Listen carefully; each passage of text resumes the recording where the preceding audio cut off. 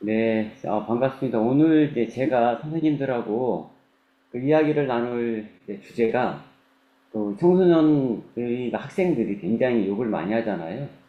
그 애들이 왜 욕을 많이 할까 하는 걸 뇌과학적으로 한번 살펴보고, 그리고 또 줄일 수 있는 방법이 뭐 있을까, 이런 것들도 한번 같이 이야기를 나눠보려고 합니다. 시작하는 도입에 잠깐 영상 하나 짧게 한번 보고 진행을 좀 하도록 하겠습니다.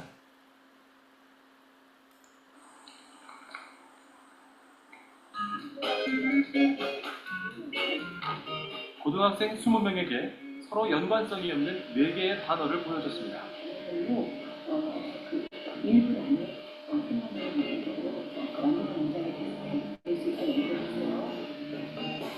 욕설 사용 빈도와 어휘력 수준을 유추해보는 실험인데요. 시사가 직접폭파입니다. 연필로 시를 썼다. 아버지에 관한 시를 썼다. 그 순간 생명이 내린다. 기차를 타고 여행을 떠난다. 연필로 보이는 풍경을 그린다. 옆좌석에서 아버지가 여기 그림을 칭찬해 주신다. 그렇게 우리는 내려서 천문을 같이 본다. 기차를 타다.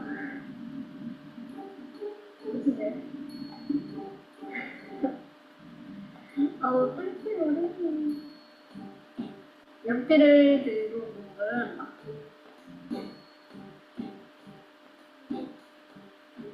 이렇게 문장 만들기를 아주 힘겨워하는 학생도 있었습니다.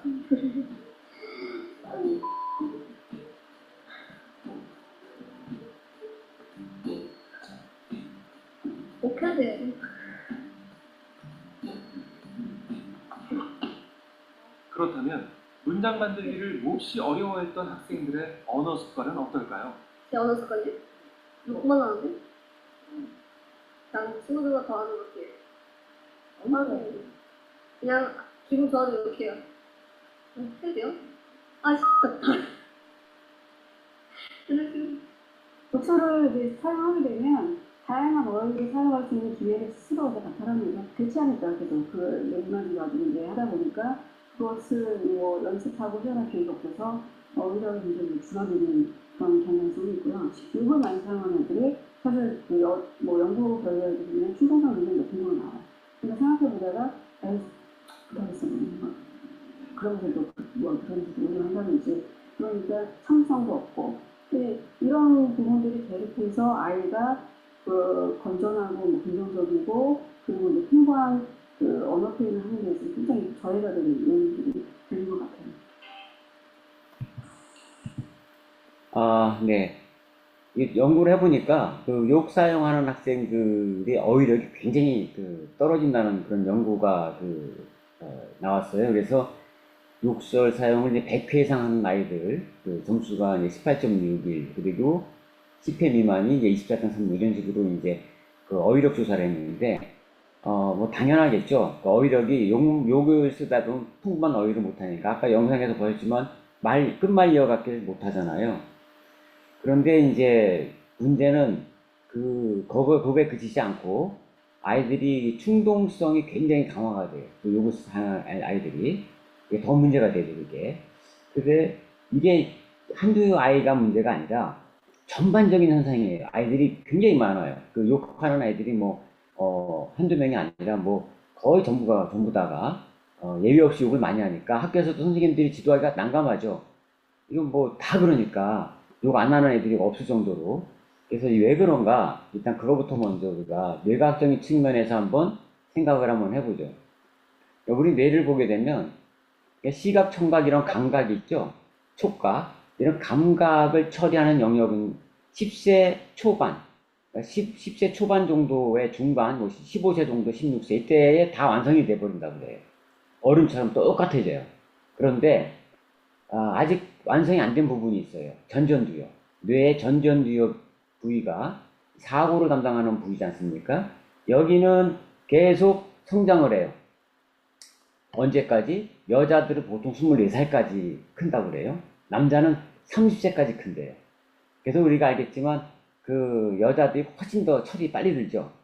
남자들이 철이 없다고 그러잖아요. 정신연령 보면은 여자들이 어렸을 때 훨씬 더 높잖아요. 훨씬 전전두엽 발달이 더 빨라서 그래요. 남자들보다. 남자들은 군대 갔다가 쳐준다, 뭐 이런 얘기 나오는 것처럼. 결국은 뭐냐면, 결국은 이 불균형이, 뇌는 불균형이 돼 있어요. 이건 어떤 모감을 담당하는 감각적인 영역은 다 성인처럼 돼버렸는데, 사고력만 담당하는, 인지가 담당하는 이쪽 부분만, 균형이 안 맞으니까, 여기서부터 이제 문제가 생기게 되죠. 그래서 우리가, 어떤 문제가 생기냐면은, 전전두엽이 이제 우리가 담당하는 쪽이 뭐냐면, 충동 억제, 계획을 하거나, 또 사회적 규범 판단하거나, 창의력이나 문제 해결 능력, 자기조절 능력, 이게 다 전전두엽에 사는 거예요. 그런데 여기가 아직 지금 발달이 덜 돼 있기 때문에, 순간적인 분노나 또 놀람, 흥분, 이런 거 느낄 때, 이걸 억제하는 기능이, 자기 조절력이 약하니까, 억제하는 기능이 약해서, 즉각적으로 이게 언어가 이제 욕설이 나오는 그러한, 또 감정적 분노 표출도 하게 되고, 이런 것들이 일어나는 거예요. 그러니까, 어떻게 보면은 자연적인 현상이에요, 이게. 그 뇌 발달 과정 중에 과도기라고 볼 수 있어요, 이게. 또 하나 문제는 뭐냐면, 뇌가 이렇게 불균형이 되어 있다 보니까, 호르몬도 불균형하게 나와요. 세로토닌 아시잖아요? 세로토닌이 보통 성인에 비해서 어떤 연구에 따르면 40% 정도까지가 덜 나온다고 그래요. 굉장히 많이 안 나오는 거죠. 세로토닌이 덜 나오게 되면은 우울증의 영향이 굉장히 커요. 그래서 청소년기에 애들이 우울한 애들이 굉장히 많아요. 그리고 세로토닌이 이제 잘 안 나오기 때문에 마음이 충동 같은데 억제도 잘 못해요. 그리고 또 도파민은 또 과도하게 증가해버려요. 도파민 증가는 늘어나요. 도파민은 뭐냐면, 그 위험 같은 거를 감지를 못해요. 막 도파민이 나오니까. 그래서 우리 애들 보면 막 오토바이 타고 막 위험한 행동이잖아요.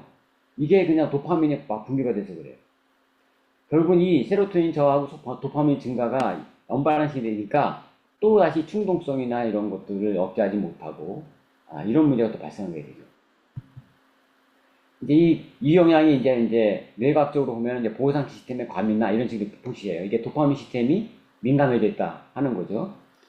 그러니까 도파민 시스템 이쪽이 민감해져 있으니까 뭐 욕설 같은 거 사용하면 애들이 그걸 또래 집단에서는 애들이 막 웃잖아요. 주목받잖아요. 그러니까 뭐냐면 도파민이 나와버리는 거예요. 도파민 나오니까 막 이제 기분이 좋고 그게 강화되니까 욕설이 다 늘게 되고 서로 다 만성하게 되고 이런 악순환이 일어나게 되죠. 이러한 기전 때문에 우리가 이제 편도체하고 이제 전전두엽의 기능을 우리가 봐야 되는데 전전두엽은 청소년기에 기능이 이제 아직 미발달되어 있으니까 약화되어 있죠. 그런데 편도체의 기능은 이미 완성이 되어 있어요. 감각을 주관하는 쪽이니까 여기는 활성화가 되어 있어요. 그러니까 편도체는 활성화가 되어 있고 전전두엽은 약화가 되어 있고 이러다 보니까 이게 균형이 안 맞아 버리는 게 이게 언밸런스 되어 있어서 이것이 거꾸로 되어 있어야 되죠. 전전두엽은 활성화돼야 되고 전전두엽이 그 다음에 편도체는 안정화가 돼야 돼요. 그래서 편도체가 안정화가 되고 전전두엽이 활성화가 돼야 그래야 이게 균형이 잡히는 건데 그래야 이제 적절한 자기 조절력도 생기고 이렇게 돼야 되는데 마음도 이제 평온해지고 이게 이제 뒤집어졌다고 보면 돼요. 한마디로 이게 청소년기의 뇌는 이게 뒤집어지는 그런 시간이 많은 거예요.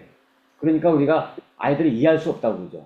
그래서 어떤 학자들은 청소년기의 뇌를 보고 아주 힘센 말이다. 그런 표현을 했고 또 외계인의 뇌다. 이해할 수 없다. 이런 표현을 해요. 그 소크라테스가 있던 그 그리스 그 시대에도 글을 보면은 도대체 요새 10대 애들은 이해할 수가 없어. 이런 글이 있어요. 그러니까 벌써 몇 천 년, 2000년 전에도 그때부터 똑같은 거예요, 이게 뇌는. 그 다음에 세 번째 이제 우리가 이제 편도체에 관련된 건데 우리가 편도체가 활성화되어 있다고 그랬지 않습니까? 근데 전전두엽이 또 약화가 돼 있어요. 그러니까 막 감정은 폭주하고 막 그러는데 브레이크 잡아주면 전전두엽이 약해져 있으니까 욕을 참지 못하고 확 내지르는 이러한 일이 이제 벌어지는 거죠. 그 다음에 네 번째로 우리가 볼 수 있는 게 뭐냐면 아까도 얘기했지만 욕설이라는 것은 사회적인 언어적 기능이 있어요. 그러니까 소속감, 감정 표현, 자기들끼리 스트레스 해소. 우리가 저기 군대 문화 보면 막 욕이 많아요. 남자들 군대에서 막. 그 다음에 고향 친구, 뭐 불알 친구 이렇게 어렸을 때 막 자는 친구들 보면 보자마자부터 뭐 야이 뭐 이러면서 욕하면서 만나잖아요. 그게 이제 소속감이잖아요. 소속감. 친밀하다는 표현. 그리고 우리가 그 어깨 이렇게 하는 뭐 깡패 같은 이런 힘주고 다니는 이런 사람들 집단 보면 욕 많이 하죠. 그러니까 그렇게 집단 간의 어떤 소속감이나 뭐 이런 것들이 있는데 아이들도 이제 그런데 동화가 되는 거예요. 같이 그런 욕설을 하면서 그런 문화에 동화하고 이렇게 되는 그러한 영향들도 지금 있는 거죠. 이런 것들이 다 복합적으로 작용되면서 욕을 이제 하게 되는 게 늘어나는 거예요, 전부 다. 그래서 우리가 다시 한번 정리해 보면은 전전접이 미성숙해서 충동 억제가 부족하게 되고, 그다음에 보상 시스템의 과민성에 도파민 분비가 많아져가지고 또 이제 뭐 원인이 있고, 편도체가 또 과화성이 되면서 또 충동 억제가 안 되는 경우가 있고, 또 사회적인 기능, 요게 이런 기능 때문에 집단적 소속감 이런 것 때문에 또 욕을 하는 경우가 있고, 결국은 뭐냐면 이제 뇌의 발달이 불균형하기 때문에 그래서 욕설이 많아진다는 것이 이제 뇌과학적으로 보면은 한마디로 요약할 수 있는 거예요. 교육적으로 어떻게 하면 그러면 청소년기에 그 욕설을 줄일 수가 있느냐? 우리가 충동 조절을 훈련하는 방법이 있어요. 그런 거를. 전전적 발달은 이제 청소년기 후반기가 계속 해야 되기 때문에 충동을 인식하고 제한하는 훈련이 필요한데, 이제 우리가 많이, 이건 제가 지금 여기 소개하는 것들은 전부 다 그 연구 논문에서 다 나왔던 내용들입니다. 어떤 거 훈련하냐면은 보통 멈추기, 생각하기, 말하기 같은 인지행동 전략 이런 걸 해요. 그래서 어떤 욕이 나오려고 할 때 알아차리고 먼저 스톱하고, 그 다음에 숨 한 번 들어마서 잠깐 멈췄다가 다시 그 발을 바꿔서 얘기하고. 그러니까 욕하려고 그랬는데 알아차리면은 욕 안 멈추고 아이쿠, 에유 뭐 이런 식으로 이게 바꾸는 거죠, 언어를. 이렇게 훈련을 한다는 거. 이거를 훈련을 자꾸 하면 늘겠죠, 이게. 그래서 이렇게 하는 방법이 하나 있고요. 이게 충동 조절 훈련 방법이고, 두 번째는 감정 표현 기술의 방법이 있어요. 우리가 이제 욕설도 감정을 표현하는 방식이잖아요. 근데 건전하게 표현을 해야 되는데 이걸 부정적으로 표현하는 거니까 분노 일기를 쓴다든지 뭐 그림 그리기, 음악 감상, 또 명상 같은 거, 그리고 편도체 활성화를 줄여주는 이런 것들을 해서 감정 표현 기술을 늘리게끔 해주는 이러한 방법들을 사용하고 해요. 이제 우리 뇌교육에서는 많이 쓰는 게 이제 호흡 명상, 알아차리기 명상, 또 편도체 과활성을 줄이는 기법, 이쪽 부분을 많이 집중적으로 우리는 사용하고 있죠. 세 번째로는 이제 또래 집단 중심으로, 그러니까 집단 문화니까요. 직접 프로그램을 만들어 가지고 하는 게 있어요. 이런 거는 어떤 게 있냐면은 이제 욕설 대신에 유머 있는 그런 말로 바꿔보자, 다른 언어로 바꿔보자, 대체 언어로 바꿔보자 하는 것을 또래들끼리 서로 이렇게 공유해 가지고 이걸 챌린지 형식으로 이렇게 막 이어서 막 챌린지 하듯이 이렇게 하는 문화를 만들어서 언어 대체하는 걸 하는 거죠. 그 다음에 이제 리더가 이제 몸을 모이는 롤프레임 프로그램 이런 것들이 있고요. 네 번째로는 이 사회적 의미의 교육을 할 경우에는 어떤 게 있냐면은 한번 역할극을 해보는 거예요. 이게 요거 들었을 때 기분이 어떤가 하는 것을 한번 역할극을 해가지고 들어보니까 이게 진짜 기분이 안 좋다 이런 걸 해서 한번 이제 체험을 하게끔 하는, 자, 이러한 것들을 이제 교육적으로 하는 방법들이 네 종류가 있죠. 그리고 다섯 번째는 이제 교사나 부모가 롤 모델이 되는 거죠. 우리가 거울 신경세포가 있잖아요, 뇌에는. 그래서 교사나 부모를 따라하는 경향이 있어요. 그래서 가급적 이제 교사나 부모는 부정적인 언어 대신 긍정적인 언어로 감정을 표현하는 것을 계속해서 그거를 이제 보고 따라할 수 있게끔 이렇게 하는 게 있고요. 그리고 이제 아까 얘기했지만 이제 도파민이 굉장히 분비가 많이 된다고 그랬잖아요. 또 이것은 한편으로 보면은 적절하게 자극을 주면 도파민이 나와서 애들 강화시킬 수 있어요. 그러니까 욕을 줄였다. 욕을 줄였는데 칭찬해주고 인정해주고 또 거기에는 보상도 주고 이런 도파민이 분비가 돼요. 그래서 도파민이 강화되기 때문에 다시 습관이 바뀔 수 있는 그런 또 좋은 그런 긍정적으로 할 수 있는 것도 있어요. 그래서 이런 것들은 개인보다는 학급 전체가 보상 시스템을 만들어 가지고 그렇게 하면은 훨씬 더 효과가 좋죠. 이제 이걸 가지고 한번 이제 그 수업 모형을 한번 이렇게 짜볼 수가 있어요. 이제 이거 제가 한번 이렇게 짜본 건데, 처음에 이제 도입 부분에서는 이제 욕설 사용 지도 그리기라는 이름으로 해서 학생들한테 일주일 동안 욕을 가장 많이 쓰는 상황이 언제냐. 도대체 언제 욕을 많이 하냐. 뭐 게임할 때 하냐, 뭐 친구랑 장난칠 때 하냐, 뭐 한번 떠올리게 해서 그리고 떤 욕들을 쓰는지를 한번 쭉 쓰게 하는 거예요. 이 종이에다가 나는 게임할 때 이러이러한 욕들을 많이 쓴다. 친구랑 장난칠 때 이러이러한 것들을 많이 쓴다. 이렇게 한번 써보게 하는 거예요. 써보게 하는 건데 우리가 뭐냐면 그런 거 쓰다 보면은 욕이 아무 때나 나오는 건 아니죠. 내가 뭐 혼자 막 있는데도 막 욕하지는 않잖아요. 어떤 상황이 있어요. 그러니까 아 이럴 때 욕이 나오는구나. 내가 욕할 때는 어떤 상황에서 욕을 하는구나. 이거를 인지하게끔 하는 게 있는 거예요. 아 이런 상황에서는 내가 욕을 많이 하는구나. 그러면 그런 환경을 좀 약간 피하거나 줄이기만 해도 욕은 줄잖아요. 그래서 먼저 그 상황을 파악하는 거죠. 그리고 이제 이런 걸 하나 보여주고 나서 이제 아까 얘기했듯이 일주일 동안 한번 내가 욕한 상황을 떠올려서 누구한테 있을 때 어떤 사람하고 있을 때 욕을 했는지 그때 어떤 감정이었는지 이렇게 해서 한번 쭉 써보게 하는 거죠. 목적은 뭐냐면 내가 욕할 때 상황과 감정이 연결이 돼 있나 어떤 감정이 연결되어 있나 이런 걸 인지하게끔 하는 거예요. 교사는 이제 이런 예시를 이런 거 주는 거죠. 내가 자주 욕하는 상황이 언제인가 이렇게 하면서 친구와 장난칠 때인가 게임과 스포츠 할 때인가 또 화날 때인가 또 기타 등등 이렇게 이제 예시를 아이들한테 줘가지고 이제 쓰게끔 해주는 거죠. 그 다음에 활동은 이제 소그룹으로 이렇게 만들어요. 그룹을 만들어가지고 아 우리가 욕 대신 다른 말 한번 찾아보자. 그래서 팀별로 자주 쓰는 욕들 적게 해요. 자주 쓰는 욕들 적게 하고 그 다음에 이 욕 대신 이거 어떤 걸로 바꾸는 게 좋겠는가 한번 그런 걸 하는 거예요. 이렇게 뭐 무슨 에이 이 말을 이제 뭐 에이 진짜 이렇게 바꾸고 뭐 답답하다 이런 걸 바꾸고 이렇게 욕을 다른 언어로 대체하는 것들을 한번 활동을 해가지고 바꾸게끔 하는 이렇게 쭉 이제 그런 활동을 하는 거죠. 대체 언어로. 그리고 이제 뭐 이건 구체적인 내용은 욕을 뭐 2가지 써라, 3가지 써라, 4가지 써라 이런 식으로 해서 이제 언어를 바꾸게끔 이제 안내하는 얘기고 이건 워크시트는 이런 식으로 이제 표현해서 이제 보여주면 되고요. 이 영상은 우리 김연경 선수 아시죠? 식빵언니로 아주 유명하잖아요. 이게 이제 한일전 했을 때 그 본인이 공격할 때 실수를 했어요.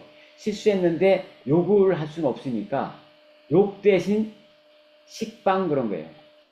이게 원래 우리가 뭐 무슨 발 이런 그걸 다 나오잖아. 에이 뭐 이렇게 나오잖아요. 근데 이게 다 카메라 찍고 있으니까 안 되니까. 근데 뭐 깝깝하니까 뭔가 하고 싶으니까 식빵 그런 거예요. 이 말을 했는데 이제 식빵 언니로 그냥 알려진 거죠. 이런 식으로 대체 언어를 찾자는 거예요. 대체 언어를. 그러면은 우리가 욕을 안 해도 이제 긍정적으로 바꿀 수 있잖아요. 제가 이제 제 아내가 장모님이 계신데 장모님 참 지혜로우신 것 같아요. 제 아내한테 들어서 어렸을 때 장모님이 아이들을 키울 때 막 화가 나고 그러면 야단을 치는데 혼을 내는데 막 욕을 할 수 없으니까 어떻게 했냐면 이렇게 했다는 거예요. 에이 크게 될 놈아. 어이 크게 될 놈아. 에이 부자 될 놈아. 이랬다는 거예요. 우리가 보통 막 성질낼 때 막 욕을 하잖아요. 근데 그렇지 않고 에이 부자 될 놈. 에이 크게 될 놈. 이게 바로 이제 이런 거 대체 언어로 쓴 거죠. 이런 식으로 아이들한테도 교육을 해가지고 내 감정을 해소는 시키지만 막 깝깝한 거 어떻게 해요? 뭔가 내쏘아둬야 되는데 감정은 시키지만 언어는 바꾸자는 거죠. 자, 이런 활동들을 한번 하게끔 그것을 학급 전체가 하나의 챌린지 형식으로 쫙 문화를 만들어 가면 그러면은 이제 많이 좋아지겠죠. 우리가 아까도 얘기했지만 편도체는 안정화시켜야 되고 전전두엽은 활성화시켜야 돼요. 이래야 이제 우리가 균형 잡힌 뇌가 되고 우리가 자제력도 높아지고 그 다음에 창의력도 높아지고 뇌를 잘 쓸 수 있게 되거든요. 우리가 편도체가 불안정하게 되면요, 이건 시소관계예요. 편도체가 불안정화되면 전전두 피질은 비활성화가 돼요. 무조건. 편도체가 반대로 안정이 되잖아요. 그러면 전전두 피질은 그냥 올라가요. 이건 서로 간에 기량작용, 서로 반비례하는 그러한 반비례하는 관계가 있죠. 서로 이렇게 시소 관계가 있어가지고 항상 이거는 같이 이렇게 움직여요. 근데 편도체가 담당하는 영역이 어디냐면은 감정이에요, 감정. 편도체는 감정의 영역이고 전전두 피지는 생각의 영역이에요. 그러니까 감정이 불안하면 생각 못해요. 감정이 막 나오는데 좋은 생각 못하고요. 합리적인 생각 못하고 그래요. 이 생각 기능이 멈춰요. 그리고 감정이 안정되면 생각이 잘 돌아가요. 그러니까 우리가 뭘 먼저 해야 되냐면은 좋은 생각하고 좋은 아이디어하고 좋은 창의력하고 뭔가 좋은 아웃풋을 내려면은 한마디로 공부도 잘하려면은 감정을 안정화시켜야 돼요. 편도체를 안정화시켜야 돼요. 이게 안 되면 여기가 그냥 꽉 쌓여있으면 생각작용이 잘 안 돼요. 이게 머리 회전이 잘 안 돼요. 이게 굉장히 중요한 거죠. 그래서 뇌교육의 강점은 뭐냐면 뇌교육에서는 편도체를 안정화시키는데 탁월한 그런 여러 가지의 방법들이 있어요. 이거가 돼서 자동적으로 이제 전전두 피질이 활성화되게 하면은 이런 것들을 사용을 하죠. 우리가 자동차 보면요. 자동차를 앞으로 전진하게 할 때 브레이크하고 엑셀이 있잖아요. 근데 브레이크를 밟고 엑셀을 밟으면 차가 나갈까요? 브레이크 밟고 엑셀을 밟으면 차가 안 나갑니다. 우리가 브레이크를 띄인 상태에서 엑셀을 밟아야 차가 나가죠. 마찬가지로 순서가 굉장히 중요한 거예요. 순서가. 브레이크는 풀고 엑셀은 밟아야 됩니다. 그런데 여기서 이 브레이크라고 하는 역할을 보게 되면 이게 편도체라고 보면 돼요. 편도체가 안정화가 되는 게 브레이크를 푸는 거예요. 근데 편도체가 만약에 활성화가 되어 있다. 그럼 브레이크를 밟고 있는 거예요. 아무리 엑셀을 밟아도 안 나가듯이 전전두 피질이 활성화가 안 돼요. 그러니까 우리가 우선순위가 뭐냐면 전전두 피질을 활성화시키고 싶으면은 편도체 안정화시키는 걸 먼저 해야 돼요. 그러면 이걸 안정화시키면 자동적으로 전전두가 활성화가 돼요. 편도체가 안정화되면 감정이 정화가 되죠. 그러면 자기 조절력, 끈기, 집중력, 대인관계, 소통력, 문제 해결, 창의력 이렇게 다 올라가요. 이런 게 다 학습에 연관되는 능력이잖아요. 우리가 자기 조절력 늘리고 싶고 끈기력, 집중력 아무리 늘리고 싶어도요. 편도체가 안정화가 안 되면 아무리 노력해도 안 돼요. 이 브레이크 잡히기 때문에. 그래서 먼저 감정 정화를 하는 이 작업을 해줘야 됩니다. 그러면 어떻게 해야 편도체 안정화시킬 것이냐 이게 중요하죠. 이건 뇌과학적으로 쭉 해보니까 편도체는 어디에 연결되어 있다? 몸하고 연결되어 있어요. 몸하고. 그래가지고 신체 활동을 많이 해줘야 돼요. 뇌체조를 자주 해야 돼요. 몸으로 이완시켜야 돼요. 몸이 이완되어져야 되는데 몸을 이완시킬 때 우리가 아이들이 막 경험을 한번 보세요. 내가 막 화가 났어. 화가 났는데 가만히 앉아서 숨 들이마시고 내쉬고 하라고 그러면은 잘 안 돼요. 화가 약하게 났을 때는 돼요. 화가 약하게 났을 때는 그냥 심호흡만 해도 돼요. 근데 화가 엄청 많이 났어. 그러면 숨 들이마시고 내쉬고 마시면 안 돼. 그때는 뭐 해야 되냐면은 하다못해 막 저기 가서 뜀박질이라도 해야 돼. 막 운동이라도 해야 돼. 에너지를 써야 돼. 몸을 써야 돼요. 그래야 내려가요.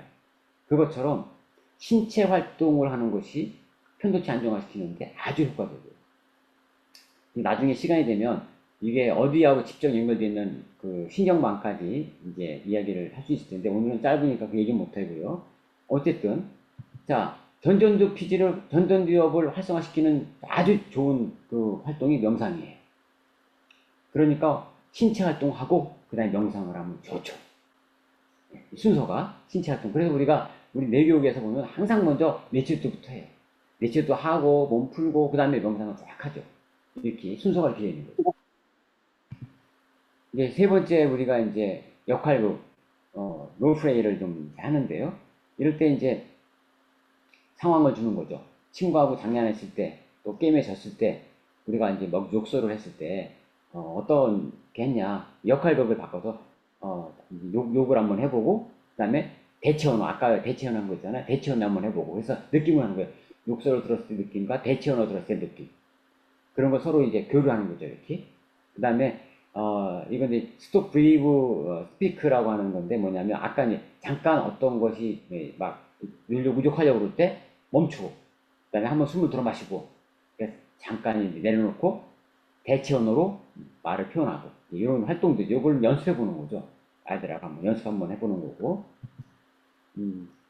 자, 이거 이제 같은 내용이고, 이것도 했던 내용이고요. 그 다음에 이제 그 또래 기반 프로그램에서 이제 긍정 언어 챌린지 아까 했듯이 일주일 동안 우리가 한번 해보자. 일주일 동안 한번 욕설 횟수를 줄여보자. 그래서 우리가 전체적으로 일주일 동안 욕설이 줄어들었으면은 이제 선생님이 이제 보상을 거는 거예요. 수업 시간, 선생님 수업 시간인데 이제 본인 수업 시간에 쉬는 시간을 내가 확보해 주겠다. 뭐 5분이면 5분, 뭐 10분이면 10분 이런 식으로. 아니면 종례 시간에 내가 1분 만에 종례를 끝내겠다. 1분 종례를 내가 일주일간 하겠다. 뭐 이런 식으로 뭐 애들한테 보상을 딱 거는 거예요. 그래서 이제 한번 일주일 동안 한번 해보자. 챌린지로 한번 해보자. 대체 언어로 이제 한다든지 해서 이런 거 이제 한번 해보는 거를 할 수가 있죠. 그리고 이제 마무리할 때는 오늘 이제 쭉 여러 가지 했던 것 중에서 내가 대체 언어로 욕 대신 대체 언어 할 수 있는 것은 어떤 것 좋을까? 그 다음에 일주일 동안 욕을 줄이기 위해서 해보고 싶은 실천 한 가지를 한번 써보게 하는 거죠. 그리고 그 했던 거를 이제 서로 몇 명이 발표하게끔 해서 또 선생님이 칭찬도 해주고 이렇게 해서 이제 우리가 특별 수업을 해가지고 이 활동을 한번 쭉 만들어 볼 수도 있을 것 같아요. 이거 한번 볼까요? 때와 장소도 가리지 않고 욕설을 남발하는 학생들. 아이들에게는 익숙한 상황입니다.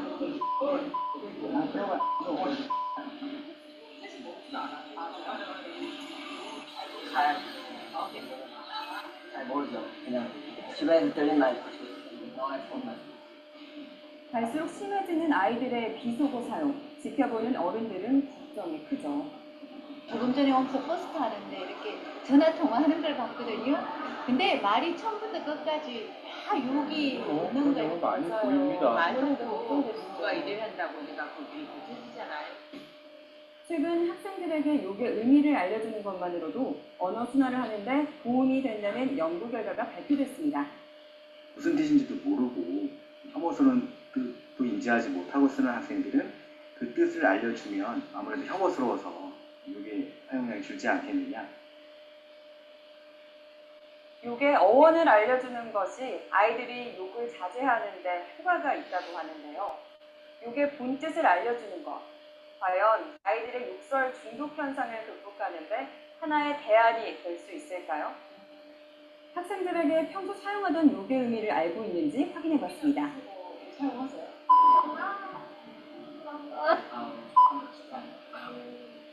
뭔지 알겠는데요. 편하게 쓰는 말이긴 했습니다, 이거.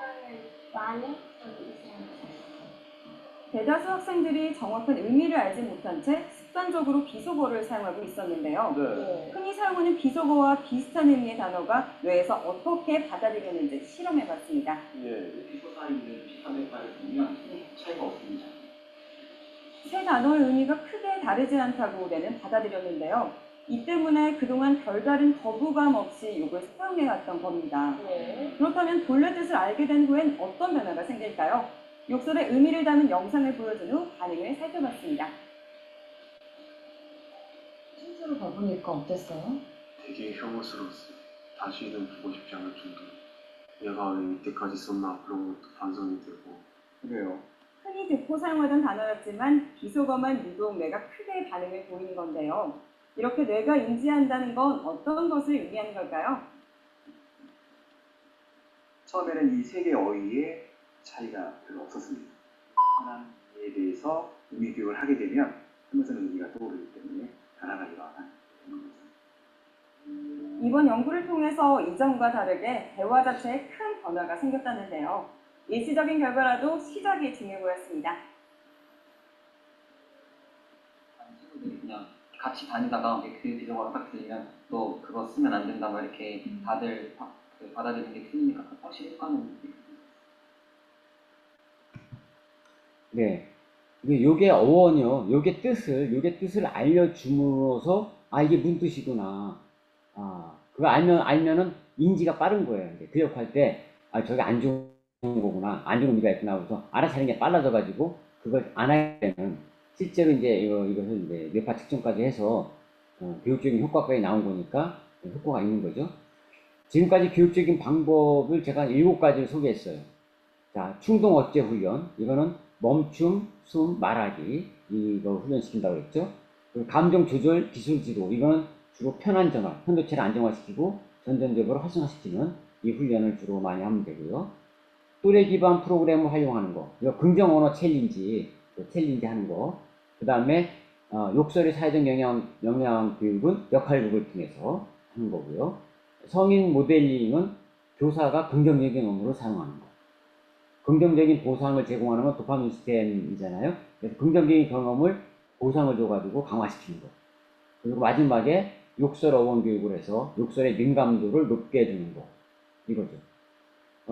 이 중에서 가장 효과가 있고 가장 이게 이제 그 효과가 큰 걸 제가 보자면은 두 번째, 감정 조절 기술, 편한 전달 요 기능. 이거 해주는 것이 다른 거에 다 연관됩니다. 이걸 해줌으로 인해서 나머지가 다 좋아져요. 뿔이 해당되는 거죠. 이 편한 전환 이걸 하게 되면은 알아차림 능력이 빨라져요. 우리가 알아차림 명상이나 이런 걸 통해 가지고 뇌가 알아차림 능력이 빨라져요. 알아차림 능력이 빨라진다는 것은 아까 얘기했던 P3대 기능이 굉장히 민감해지는 거예요. 그래서 P3대 민감해서 욕설이 딱 올 때 할 때 금방 알아차리게 돼요. 내가 안에서 욕이 올라올 때 순간적으로 욕 하네? 우리가 그걸 못 알아차리면은 이 민감도가 떨어지면 욕을 해놓고 알아요. 근데 민감도가 민감해지면 욕하기 전에 알아차려져요. 이미 올라올 때, 생각이 딱 올라올 때 알아차려서 딱 대처를 딱 바꿔줘요. 이게 훈련이 되어져야 돼요. 근데 이 편한 전환이 잘 되면 이게 빨라져요. 그럼 이게 잘 된다는 얘기는 1번 충동 억제 훈련이 그냥 저절로 된다는 얘기가 돼요. 이게 되면 이게 저절로 돼요. 그렇기 때문에 나머지 부분이 전부 다 쉬워져요. 이게 뿌리에 해당되는 부분이 2번에 해당되는 거예요. 저희가 뇌교육에서 지금 다 많이 잘하고 있는 이 영역이라고 볼 수 있어요. 영상 하나 보죠.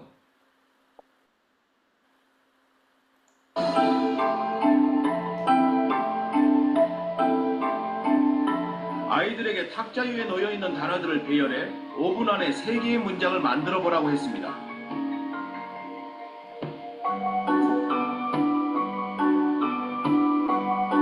꽤나 집중력을 요구하는 작업이죠.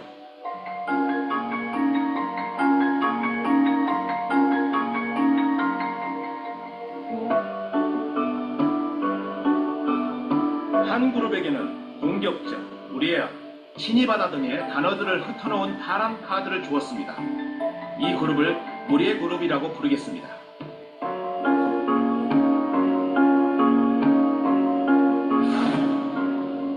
다른 그룹에게는 공손함, 양보하다, 예의 바른 등의 단어가 있는 노란 카드를 제시했습니다.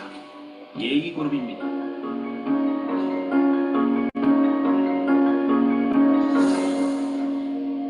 가능한 빨리 3개의 문장을 완성하라는 지시에 아이들은 적잖이 스트레스를 받은 모양입니다.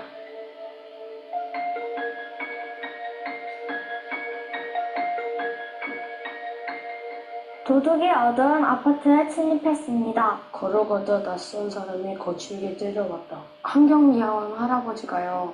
동물원에서 봉사를 하셔서 감사하고 존경을 다하라는 문장이고요. 문장 완성이 끝나면 다른 장소에 있는 실험 진행자에게 가서 다음 과제를 받으면 됩니다. 이때 숨어있던 아이가 마주오던 아이에게 다가가 일부러 부딪힙니다.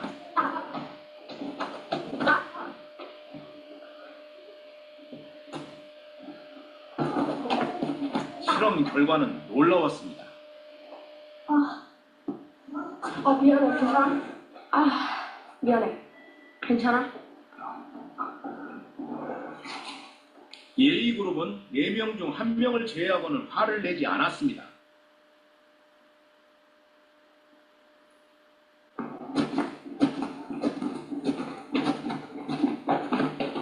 진짜. 앞 좀 똑바로 보고 다녀.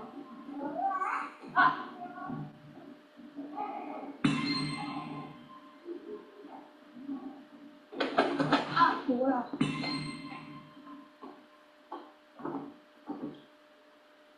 그러나 무례 그룹은 4명 중 3명이 불쾌한 반응을 보였습니다. 결국 외부에서 나쁜 언어 또는 공격적 언어 이런 부분들이 나에게 들어오면 내게 발생하는 감정은 분노라든지 또는 모멸감, 무시 이런 것들로 나타나게 되고요. 내 안에 형성된 감정과 정서가 공격, 분노 또는 불만 이런 것이라면 내게서 나오는 언어 역시 그러한 느낌과 분위기를 담게 되는 것이죠. 문제는 언어입니다.